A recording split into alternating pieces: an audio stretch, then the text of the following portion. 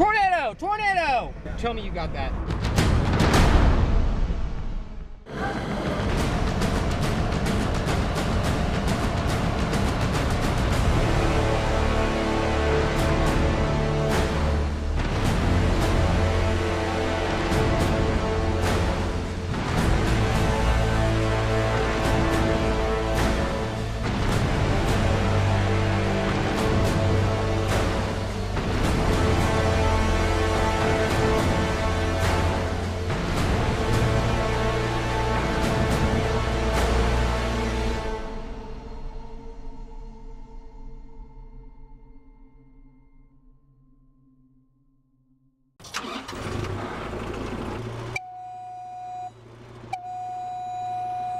I've had a fascination for railroading most of my life. Bruce Wilson loves trains.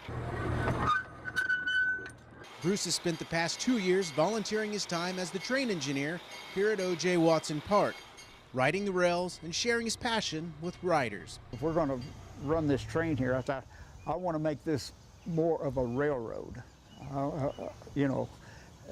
miniature railroad, so to speak, that people can identify with. The city considered closing the park and scrapping the train because it was falling apart, but the public opposed that idea loud and clear. Phone calls and numerous park visitors all said that we knew the answer. We had to replace this train. They wanted to keep it for future generations. Last September, the city council approved the purchase of a new train for more than $306,000. Included in the purchase is a new crossing guard and rail cart. So now even more people will be able to enjoy a ride around the park. For Bruce, that means he can continue to live out his dreams of sharing his passion on the tracks. Enrique Ramirez, Cake News. Tucked away, back on the 100 acres of the Kansas Oil Museum, sits a quaint log cabin rich in Kansas history. It also gives, I think, the community and the folks of the state of Kansas the opportunity to see what living pre-Civil War in Kansas was like. It's a great opportunity. It takes you back, I say 160, 170 years now. The O'Connor cabin was built in 1857 by a gentleman named Mr. William Hildebrand. He flipped the cabin a year later for $50 to J.D. O'Connor. Welcome to the cabin. The cabin actually was built in 1857. The intent was just a settler's post. O'Connor used the cabin to sell provisions such as buffalo hides, tobacco, flour, and any of the essentials for those traveling on the Cherokee or Chisholm Trail herding cattle on their way up north.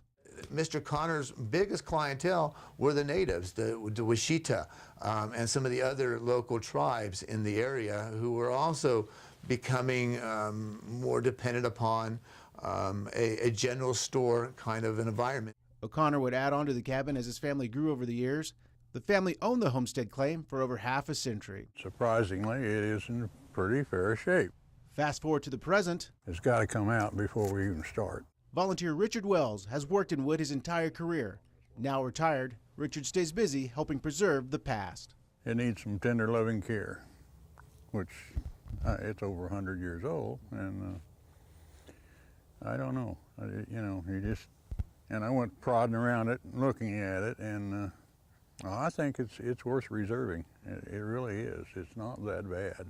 It's the not that bad that puzzles Wells on how this old cabin has survived so many harsh Kansas winters and summers. It's dry down in there, and it has cracked, but it's still a hackberry. Why in the world that hackberry has lasted this long, I don't have a clue.